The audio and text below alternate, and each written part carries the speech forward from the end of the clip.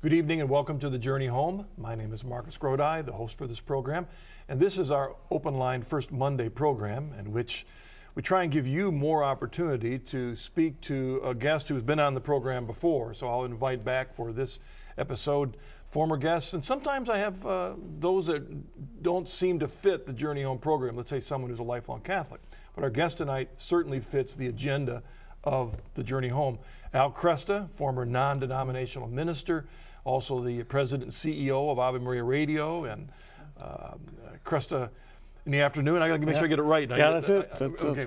4 to 6 Eastern time. That's right. It's great to have you on the program again. Before I give you space, though, on air here, I want to remind the audience that they're an essential part of the program. Absolutely. Phone numbers are 1-800-221-9460.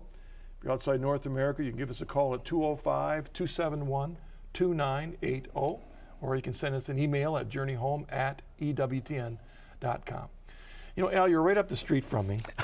I know. You're in that state up north of me. Yeah. We're just north of you. I'm in Ann Arbor. You're in Zanesville. And that's right. Yeah, and now on Saturdays, so busy. On Saturdays, the people around us may not like one another. Oh, it's brutal. In Ann Arbor, there's much bloodlust against Ohio State, including my 18-year-old son, James, who just decided to slap a bumper sticker on his car, "Oh, how I hate Ohio State." And my wife said, "You can't do that. Your older brother, Nick, is just got engaged to an Ohio State fan. You can't. You're going to create family conflict." Sounds like a conversion. Yeah, well, so you got to have it soften his heart. It's going to have to happen. See, I'm one of those rare fans where I am an Ohio State fan, almost an adopted Ohio State fan, but I'm not an anti-Michigan fan. Yeah. I'm a pro-Big Ten fan. I love the Big Ten. Yep. And so I always root for everybody. But it's great to have you on the show. It's great to be back. I love what you do, and as a former Protestant pastor myself, I think the work that you're doing on the Journey Home is unparalleled anywhere in the English-speaking world. Thank you very much. And it's always a pleasure to hear you on your radio program. I've joined you a few times on your radio program. And what we do in this episode of the Journey Home to help prime the pump for the callers, and we hope again they're calling even now, but are sending us an email.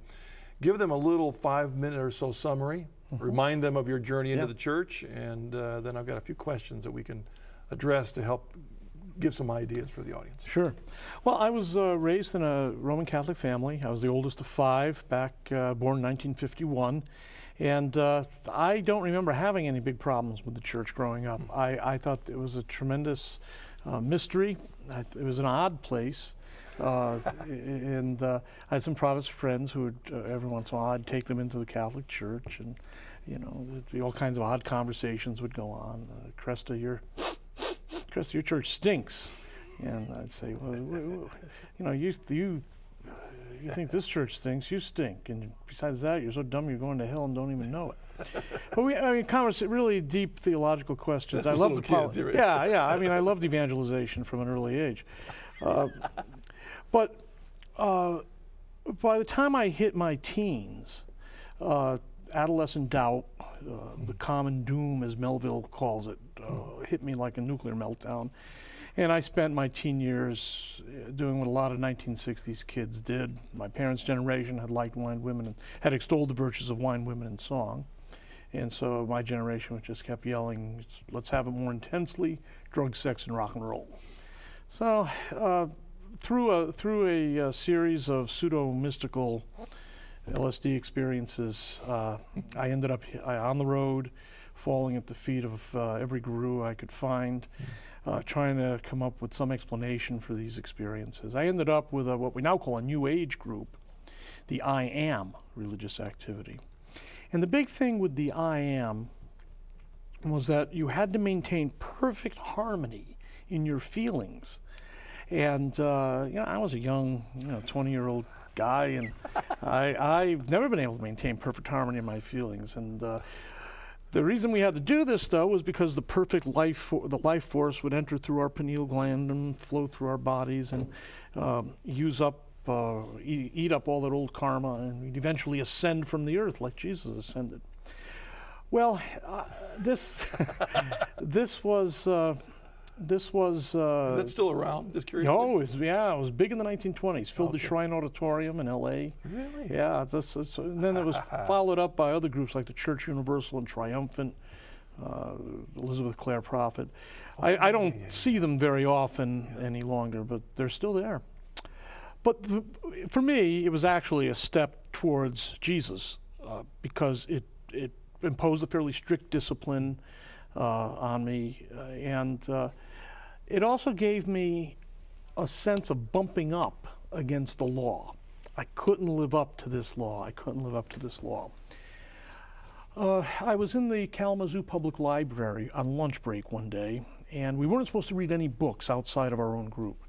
But I decided to go prowling around in the religion stacks, and I came across Thomas à Kempis's book, on The Imitation of Christ. Right. And I thought, yeah, that's it. That's what I want to do. I want to be like Christ. Now, at that time, I thought Jesus was only one of a myriad of ascended masters who were guiding the spiritual evolution of the human race. But still, I figured, there had to be something there. So I go over, start thumbing through the book, The Imitation of Christ. And before I know it, a fella begins circling the little library carrel that I'm in, and he's a little unkempt, not especially the kind of guy I'd want to grow up to be, although maybe I have, I don't know. But he walks around the library carrel once, twice, 3 times. I think, I think the walls of Jericho are going to fall or something? But then he says to me, "You'll never do it." I said, "What are you talking about?" He said, "You'll never be like Jesus." And my heart just burst. He then explained to me what Christians understand as grace and the need for humility and all this. I didn't buy it, but I couldn't deny this providential circumstance. There were a number of things like that had happened over a period of 2-3 years. Finally, I came to the place where I began to where I realized that the Jesus of the New Testament was not the Jesus of the New Age movement, and had what evangelicals would call a born-again experience, what Catholics would call appropriating the grace of my baptism. And for that was 1974, and for 18 years, then I worked within evangelical Protestant circles, ran a chain of bookstores, did a lot of public speaking and teaching, and pastored a church for 5 years, and began the radio program that did so well. 20 years ago this year. Yeah, 20 years ago, it was 1987. Yeah. And eventually, my story is not too unlike a lot of people's story when it comes to returning to the church. As an evangelical pastor, the questions that were forced upon me, questions that I never felt I had to settle before, but now as the pastoral authority, I had to settle. Questions about the nature of the church, its unity, the nature of the sacraments, the Lord's Supper, baptism, what's really going on there. And I realized that the Bible alone couldn't settle these matters. And so why would I take this opinion rather than that opinion? And was I in the position of the Pharisees, where I was teaching as binding upon the conscience of my congregation opinions which I knew were simply one of many. I had no authority. I didn't know how close I was until an interview that I did on my radio program with Father Peter Stravinskas. It was a program that we dubbed Catholic Answers for Catholic Questions. I had a largely evangelical Protestant audience, 80-90%. But I knew there were Catholics out there because I met them in pro-life work and Operation Rescue. And so I thought we really should serve them more specifically, because the Catholic thing is a little different. It's not just, there's something different about Catholics. So he came on the air with us, and he did a great job. One caller phoned in, fundamentalistic, rude, bitter about us Catholics re-sacrificing Christ at each Mass. And Father Peter gave him an answer that was so stirring for me, that I realized that this was actually what I had been striving to teach in my congregation. So I had this rush of adrenaline through me as he's speaking, and I said to myself, my God, I'm a Catholic. I didn't know, it was a little frightening because I had not considered Mary. I mean, let me put it this way, I hadn't resolved the issues of the Blessed Mother, contraception, purgatory. There are still big stumbling blocks. But it was like the lights went on, and I discovered that I had walked out onto a high wire, and I was midway out. And I looked below, and I was scared to death. I said, I can't do this. Then I said, wait a minute. You got here in the dark. Now the lights are on. You can get to the other side. Just continue to trust God. The church has been right on these things before, so I assume we'll be able to resolve them. So with that, I offered my resignation, tendered my resignation as pastor of the church. I could no longer sign the doctrinal statement. It would have been disingenuous to continue on. So it took me another year and a half to resolve some of these other issues, but in Holy Week of 1992, my wife Sally and my kids came into the church, and on Holy Thursday I was received as a penitent back in full communion with the Catholic Church. Thanks for summarizing that. I'll tell the audience that if you want to hear more of the details of the story, you can go to the Old Journey Home program, get it from the religious catalog, or download it from the internet. But your story's also in Surprised by Truth. Surprised by Truth, yeah.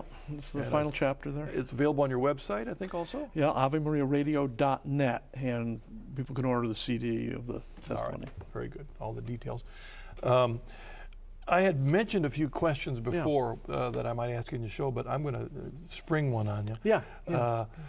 On the program, during a couple times I've talked to the audience about what I've called the verses I never saw. Verses that I thought I knew the Bible really well as a Protestant, and then in that time of the journey, all of a sudden some verses kind of jumping out of the Bible that I swore someone had gone in the middle of the night and snuck in there.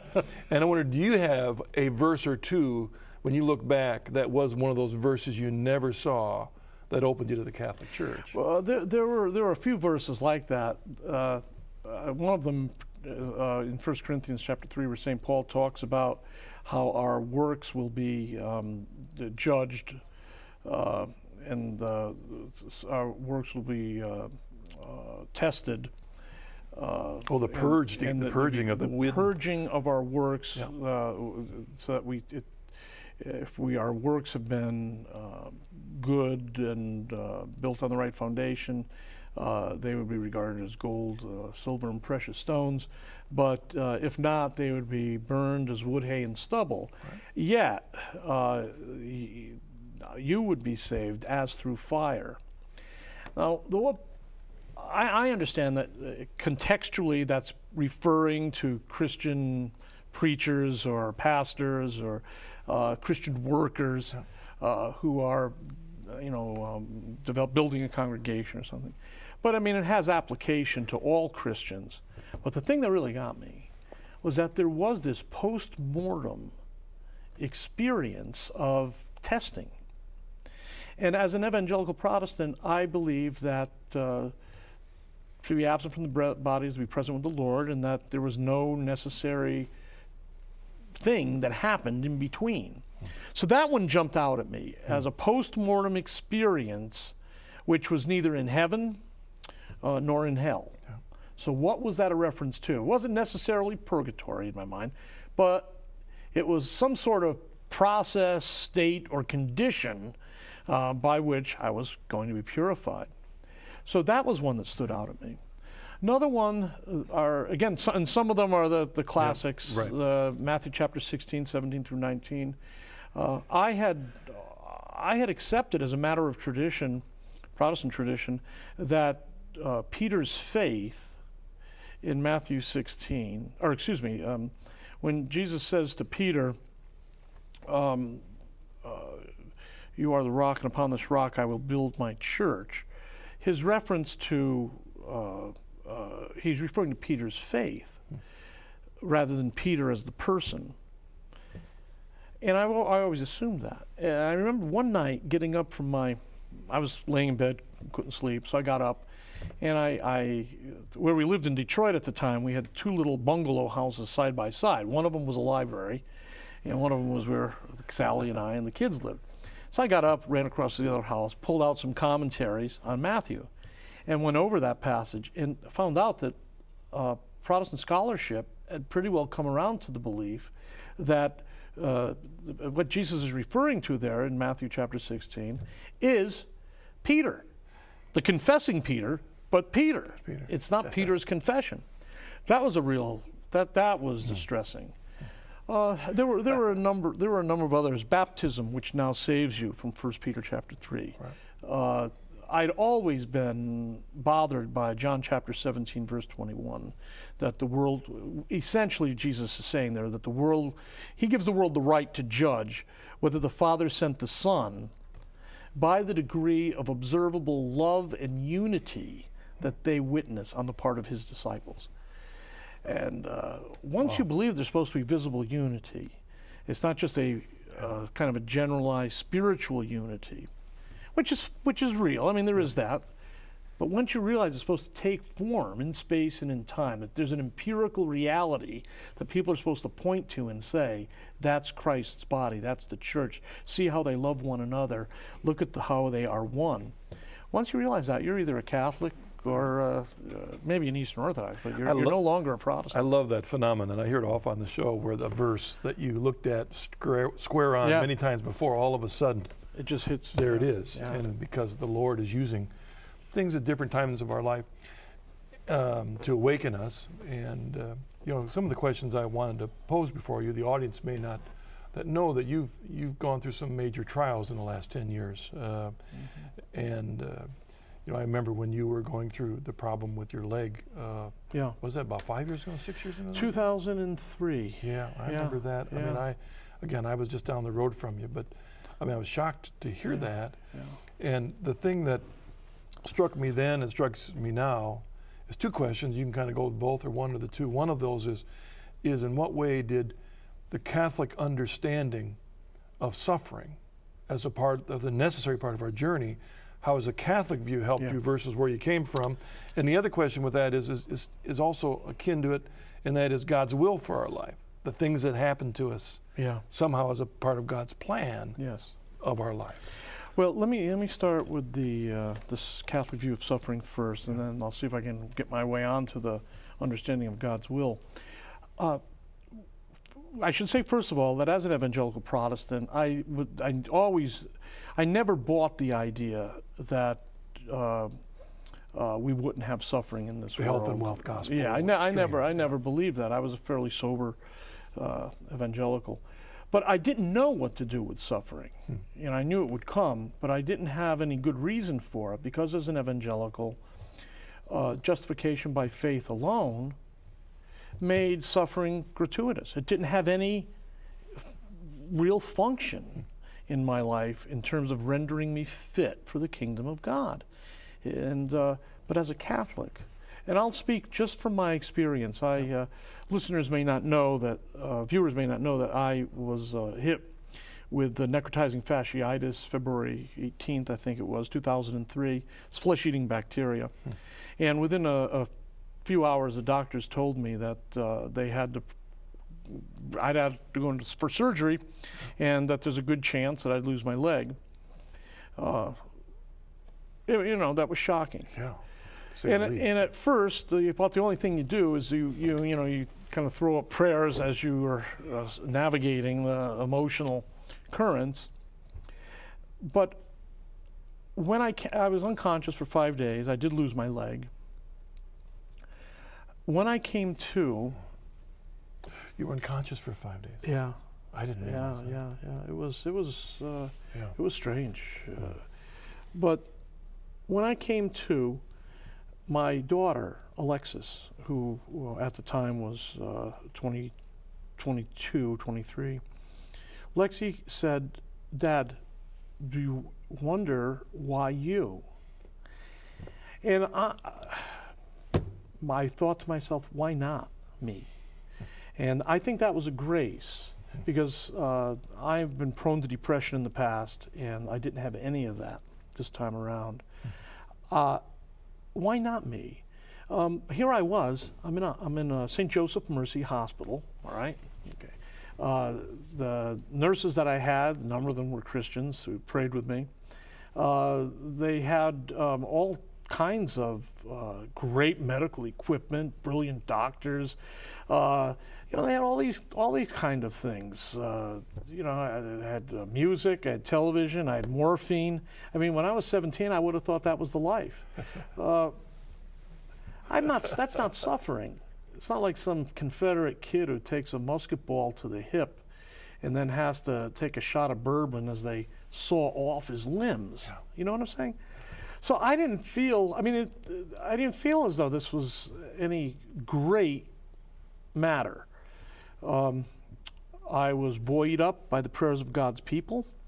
I had a strong sense of Mark chapter 2, where Jesus, the fellows had removed the thatched roofing from a place Jesus was teaching, lowered somebody down on a pallet, right into the presence of Jesus. Well, I felt as though the prayers of God's people were lifting me up into the presence of Jesus.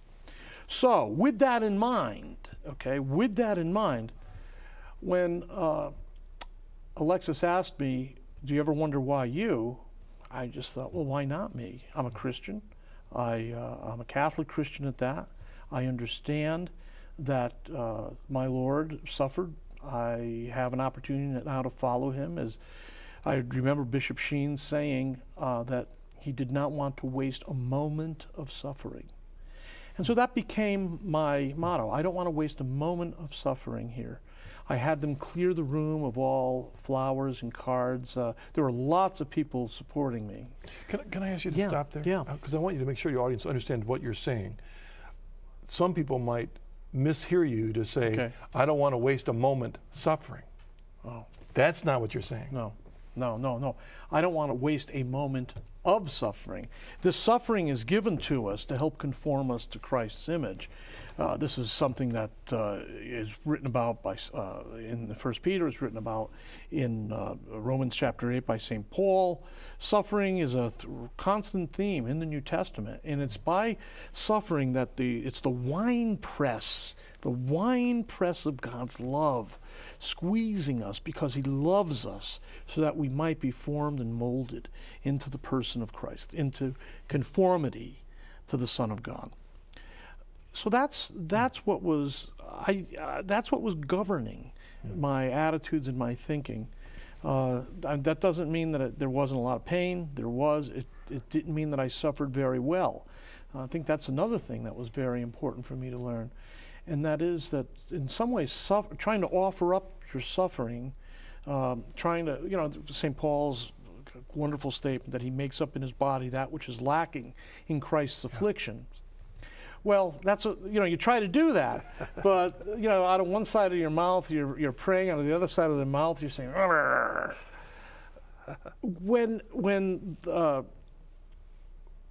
When I tried to do this, I didn't do it very well. And my friend, David Hopkemeyer, brought me a book by a Benedictine teacher called, the book was called, I can't remember what the book was called now. I'm thinking of the chapter, was called Imperfect Suffering. I-M-P-E-R-F-E-C-T, Imperfect Suffering. And he made the point there that how important suffering is to the Christian life, but we frequently don't do it very well. And then he said, but you don't pray very well either. You're distracted by prayer. You're distracted in prayer. You forget to pray. You ignore prayer. Okay. You do the same thing with suffering. You're trying to offer it up, but you're distracted. You forget that you're offering up in conformity to Christ. He said, that's all right. You continue to pray anyways, right? So continue to affirm what God is doing through your life in suffering. So I saw the suffering as a way of very consciously trying to knit my intentions with the Savior's intentions. I wouldn't have been able to do that as a non-Catholic. You know, I think, that book was released recently, Mother Teresa's comments. Oh, yes. You know, Yeah. and By Father Brian Koledachuk, and who's the fellow. the media that's out there that have misunderstood completely what she was saying and haven't got a clue. Right. But I think the important thing is, even as you're discussing what you were going through in the deep sense of that suffering, sometimes it isn't a doubt, as the priest has said. It wasn't a doubt of faith, it was a trial of faith. Yeah. And that was part of what suffering is in our life, is testing our faith. Yeah. I feel as though in this case, Mother Teresa did not have consolation for years and years and years. That's incredible. Yeah. Because Thinking what she did. I suspect you know what I mean by this. I feel like I'm best as a Catholic when those spiritual endorphins are pumping, and I'm feeling good about God, good about life, good about the faith, and every Eucharist is a glimpse into eternity. I see the heavenly angels gathered about in liturgy with me. Mother didn't have that. She didn't have that for years. She was faithful to the end. This is a woman who could have been CEO of any corporation. This is a woman who could have done most anything she wanted to, except be a Hollywood starlet, I guess. But she was an extraordinary person. She was faithful to the end. She knew darkness and suffering, and it was an extension of her ministry. Think about it. Christ in his most distressing disguise, those people she ministered to are often hard to look at. It's hard to see God present there. It's as though he's being trivialized. The image of God, it doesn't look like that. It looks like human trash. But she could see Christ in the most distressing disguise there. And that was her ministry of darkness. That's the way she put it. Yeah. We have a caller, Gary from Missouri. Hello, Gary. What's your question for us tonight? Hello. Hello, Gary. I have a Protestant friend who I have had discussions with him on many occasions, and most of those times he agrees with me, but he attributes that to my power of persuasion rather than the power of the words themselves or the truth. And I just have trouble helping him value the truth itself. Specifically, he has issues with losing your salvation through some sort of mortal sin, because his understanding is, anyone with a relationship with God and a true love for Christ is guaranteed their salvation. That specifically, but just in general, the necessity and the moral obligation to belong to the church. All right. I have a hard time describing to him. All right, Gary. The issue. It's always difficult. It's always difficult in answering questions like this to know where that person is really coming from. The idea of once saved, always saved, or eternal security, or perseverance of the saints, up until very recently, even the doctrine of perseverance of the saints was tied to perseverance. How do you know who the saints are? They're those who persevere. And so I think that we have to understand that Scripture gives us an understanding of God's sovereignty and also of human responsibility. I think in Acts chapter 2, for instance, St. Peter's preaching, and he says, Jesus was delivered up according to the predetermined plan of God. But you killed him. So you've got both divine You got that sovereignty. mystery of the will of God. And so I don't feel, wouldn't I be less, if I can't lose my salvation, then what does that say about my relationship with God? It means that somehow I've been stripped of my capacity to reject. And what kind of relationship is that? And then, of course, there's multiple biblical passages which tell us that we have to stay faithful, that we have to persevere, that we're not to yield. And of course, if well, the passage you mentioned earlier, that our works will be judged at the end. Although Yeah. that one was emphasizing, the person is still saved, but that was in the context. That's why we see purgatory as a part of heaven. yes, that's right. That's It's the exactly antechamber of heaven. That's right. Yeah. No, another side to this question before we take a break is this. It's interesting to what you said is that up until recently, perseverance of saints included as the corollary perseverance. And I'm wondering, you've been in media for 20 years plus, both in Protestant world and in the Catholic world. I'm wondering to what extent that kind of modern slant on once saved, always saved is really a shtick that grew in the midst of 20th century media. Yeah. I think there's a lot to that. I think that there's a marketing dimension to this. You know, I don't know if you used to do the Kennedy evangelism program. Oh, yeah. I did too. If you were to die tonight, Marcus, why would God let you into his heaven? You know? Yeah. And you'd have to tell me why. So when you tell me why God should let you into his heaven, then if you say, because I've tried to keep the commandments, that's not how you get to heaven. Okay, well, let's see. It's because I was baptized. I was baptized. No. That's human works. It's this. Almost reminds me of the questions in an insurance salesman's talk. I mean, it really almost does. It does. All of this comes back to what it means to be human. Yeah. Once saved, always saved is an affront to human dignity, because it presupposes that a single decision that you make with your life at some point in the past is going to be perpetuated through all eternity. There's one preacher down in Houston, I don't know if he's still alive, he may have passed on now, R.B. Thiem, who in his book Apes and Peacocks, said that you could become an atheist and deny God, and you still would be saved.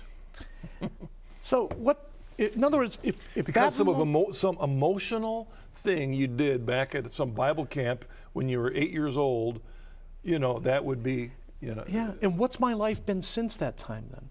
In other words, if that was the choice, which is perpetuated for all eternity, then what about all my subsequent choices? Have they no bearing at all on my relationship with God? I think it's dehumanizing. I think it's oftentimes well-intentioned.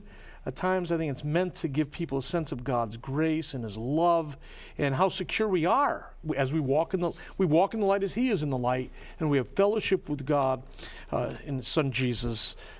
That's important. And that particular idea is, of course, not even the majority view amongst non-Catholics. That's just a smaller view amongst non-Catholics. It's not a majority. One thing I did notice was that often those churches that most preach the once saved, always saved, if you visited their church week after week after week, almost every focus of every Sunday was the altar call to bring people only to Christ. And Catholics, of course, we want that to happen, but often they didn't get beyond that because the emphasis on that once saved experience. Once they're there, then they're guaranteed. Now we go out and make sure other people have that same experience. I mean, you could be cynical and say it's like a pyramid. It's a Ponzi scheme. I mean, it really almost sounds like that. Yeah. I know that not all are that way. We know that. Yeah, no. But we know that there are also some that have run with that. Yeah. And because it's a cheap gospel. It's cheap grace. And yes, you're right. We know very good people who believe those things, right? But we also know people who exploit them. All right, let's take a break. Come back and home with some of your phone calls and emails for Al Kresta. See you in a bit.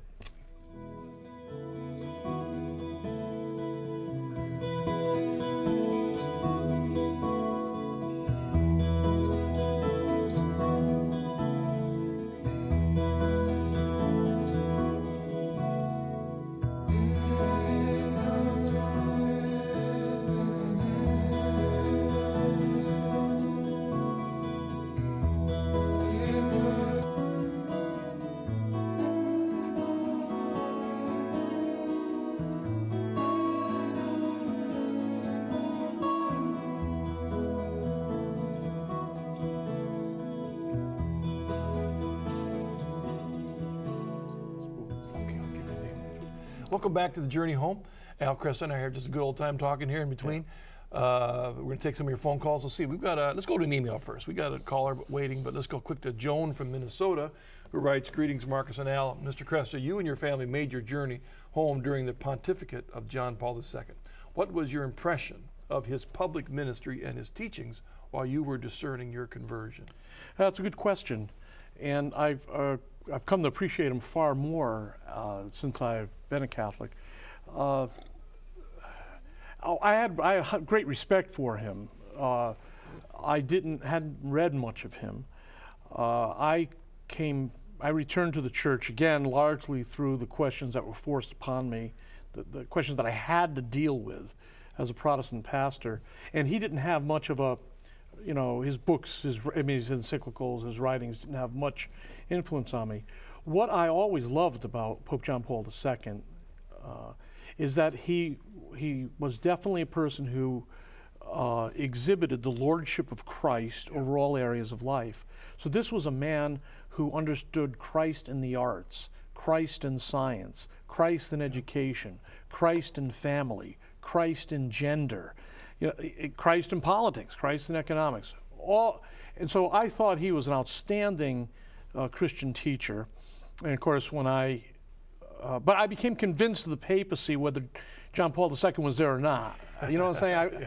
I'd like to say that he had a lot to do with my becoming Catholic. I think, I wasn't aware of that at the time, and I think actually Benedict XVI would have been better for me. Really? Yeah. I just think his style of writing would have cut through a lot of my questions. I'll take this moment to encourage the audience to read John Paul and Benedict. Yeah. Because often we think, well, it's the writing of a pope, encyclical, it sounds so up there that you don't want to go there. But they're all wonderful. Oh, yeah. In fact, we talked about suffering earlier, that John Paul's encyclical on suffering is a Bible study on that difficult verse in Colossians. Well, there's a fellow in Cincinnati, Rob Schroeder, who's publishing a book, a commentary on John Paul II's letter on human suffering. Oh, excellent. So that's our Sunday Visitor is going to have that. That's going to be coming out this year sometime. My daughter Alexis read that to me when I was finally conscious and could sustain thought. While I laid there in the hospital, Alexis read me his letter on suffering. Yeah. So. And maybe put another word in case you don't realize it. Every Tuesday night, Father Pacwa has a special program on Tuesday nights in which I don't know how long he's been doing that, but he's been teaching through the encyclicals of John Paul. So you want to tune into that program to help him explain some of those more difficult passages, but you'll appreciate John Paul II's writings, very winsome writings, very fine writings. Let's take this next caller, George from Alabama. Hello, George, what's your question? I'm kind of in the boat. I think a lot of people are, where you read and you study for a while, and you realize that the Catholic Church is where I belong and is probably my spiritual home. But I'm married. My wife has not made that leap yet, and her concerns are her friends and family. What are their reactions going to be if we make that jump? What are their how are we going to be treated? So my question to you is, how were you treated? You were a pastor of a church. You had, people that relied on you, trusted on you, were your friends, presumably. And my question is, how did they treat you when you finally did make the jump? Well, George, the first thing I'm going to say is that I want everybody listening to be praying for you. And I particularly know a lot of men and women who know exactly what you're going through.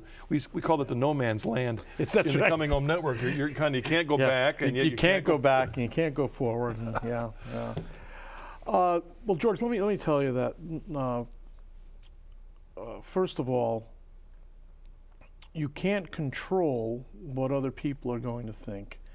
I was blessed. I say the most common reaction that I got when people learned that I was returning to the Catholic Church was that of respectful perplexity. They wondered, why would you do that? They liked me, and they thought well of me, but they couldn't figure out why I'd want to become Catholic. So I didn't undergo a lot of slings and arrows. I did have a few people who tried to undermine my job in talk radio because I'd become Catholic. I had one good friend who I still love a great deal.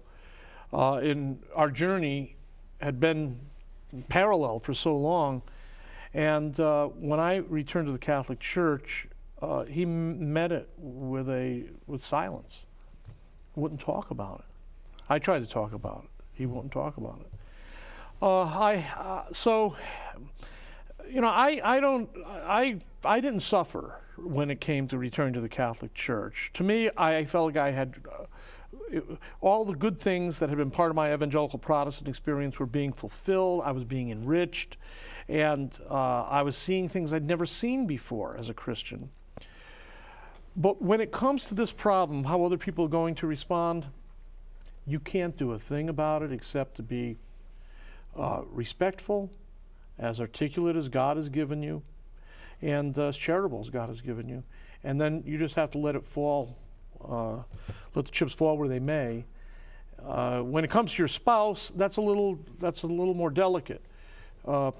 If your spouse shares, I was fortunate in that Sally had a respect for the Catholic Church and felt like she was discovering stuff all the time about the Incarnation. The Blessed Mother was close to her. She loved reading Carol Hauslander. So that was easy. We didn't have any conflict. So I'm sorry, but it's not always the case. No, it's not. Jim, I'd like to encourage you, if you'd like, to go to connect with us at the Coming Home Network International. Our website is chnetwork.org. Our original reason for existing was to stand beside Protestant clergy on the journey, but we also work with laity, because a lot of laity, just as you've expressed, have some of the same issues that arise when they have the audacity of examining the Catholic Church. You may not lose your job, but you never know. It's just been the case. So if you'd like to, contact the Coming Home Network International, and we've got people that can help you. Our goal is not to push, pull, or prod anybody in the church, but to stand beside, pray with you. Yeah, I have a friend now that is ready to enter the Catholic Church. His wife has just slammed the door on it, and I don't know what's going to happen, but she won't read a book. She doesn't want to talk about it. She won't visit with Catholic friends. It makes it difficult to move anything along. Jim, thank you so much for calling. Let's take. Was that Jim? No. George. George. I'm sorry if I got the name wrong. Let's take our next email. Aaron from Ohio. Dear Marcus and guests, I also came from a non-denominational background and left Christianity and religion around 14. I was received in the Catholic Church 2 Easters ago. My question is this: both of my parents are remarried twice and somewhat anti-religious. I know the church's position on divorce, and I'm just wondering, is there a place for them in the church? I pray constantly that they discover Christ. Please help. Aaron, thanks for your email. Yeah. Well, Aaron, I mean, if there was a place for the woman at the well who had 5 husbands, there's a place for your parents. They've only got 2. So I think that you really have to understand God's grace is far beyond what we can imagine. It is deep enough for an elephant to drown in, and shallow enough for an infant to wade in. So don't put anything beyond what God can do. And remember that your parents are hardwired for God. They were created in His image and likeness. They will not find their fulfillment until they find it in Him. And it's possible that the marriage irregularities, whatever the history has been, that may have been a groping for love. It may have been an attempt to find fulfillment in a person, a human person, rather than in God. A lot of times marriages break down because we expect our spouse to be an infinite reference point for us. This is where we derive all of our meaning. Do you remember Sheldon Van Auken's book, A Severe Mercy? Yeah. The story is told so well there about his wife, her passing, and why he thought that had occurred. He had some letters from C.S. Lewis that were there. So I think marriages sometimes fail because we ask we believe, because we don't have a relationship with God, our spouse has to carry the burden of all of our meaning and love and significance. It has to come from our spouse. No marriage can stand that. It's going to crumble. So keep that in mind as you pray for them. And Marcus, I'm sure, has resources available through the Coming Home Network for any. Network, we can do that, as well as EWTN. So again, go to our website and be connected. And now this is the reason I forgot George's name, is because our next caller is Jim, and I was getting mixed up already. Okay. Sorry about that, George. Jim from Atlanta, what's your question for us tonight? Hi, good evening. Welcome to the church. I heard you say Jim, and I kind of panicked there for a second. I know. I'm sorry. It was my mistake. Yeah. Well, listen. I've got two questions. Kind of. I want to know what you think is the best and most effective way to explain our faith in the Eucharist and Jesus' true presence to a Protestant Christian, and particularly to one who may have been a Catholic and left because of not feeling welcomed, or really not feeling or seeing that faith in their own parish church. Because many places, I know I've seen this particularly in the north, where I grew up, is a declining respect for the Eucharist among Catholics. And I will let you go and listen to your answer. Jim, thank you very much for your email. Good question. Well, how a person comes to understanding the Eucharist has a lot to do with who they are and what their history is. Mm-hmm. And first of all, some people, especially if this is a former Catholic, it's quite possible that he's got residual memories of the sacredness of the Eucharist, that if he's put back in that context where the Mass is done according to the rubrics and with all the reverence, that might register with him again. So let's call that, for the sake of discussion, we'll call that the mystical approach, where there's something about, when you walk into I remember this even as a non-Catholic. I remember going into Catholic churches, and the old cliche of feeling like when you walked in there you weren't alone. There was Jesus. Something was going on there beyond your sensibilities. So that's possible, and once a person experiences that, it's fairly easy to talk about the theology involved. So, but the second approach is more propositional. It's more going to the Scriptures, and I think there are a few passages that you can point out. I think when St. Paul teaches that we have to receive the Eucharist worthily, and that some have in Corinth were not receiving it worthily. Some were showing up at the Lord's table drunk. There was greed, envy, division. People were not receiving the Eucharist worthily. They were not discerning the body. He says that some have become sick. Some have even died as a result of that. Now, I don't know how you want to deal with that, but that's there in the biblical text. And if you just believe that the Eucharist is a symbolic memoriam, then what are you supposed to do with that verse? You may not end up with the Catholic understanding of it, but you're not going to end up with a purely symbolic view of it. The verse, one of the verses I never saw, quote, that was such a strong encouragement to me to listen to the Catholic view, was that I had my favorite verse of Scripture, a chapter in Scripture, was John 15, vine and branches. Yeah. And it says, let's, abide in me and I in you. Yes. All that importance. And then someone pointed out that the only verse in Scripture where Jesus says how to abide is in John 6. Oh, that's good. Yes. Think about the theology of that. Yeah, that's good. Unless you eat, if you eat my body and drink my blood, you abide in me and I in you.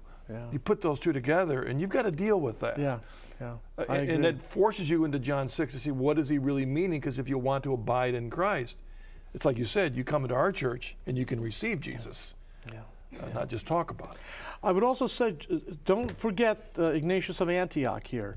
There are a lot of Christians who do not understand the Apostolic Fathers. Ignatius of Antioch, Clement of Rome, the Shepherd of Hermas, the Didache, the Martyrdom of Polycarp. Ignatius of Antioch is great because his life overlaps that of the last apostles. He's writing around 110 as he's going to Rome to be martyred, and he calls the Eucharist the medicine of immortality.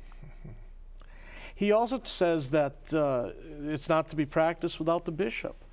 In other words, there's an aura around this Eucharistic practice which makes you say there's something more going on here than a symbol.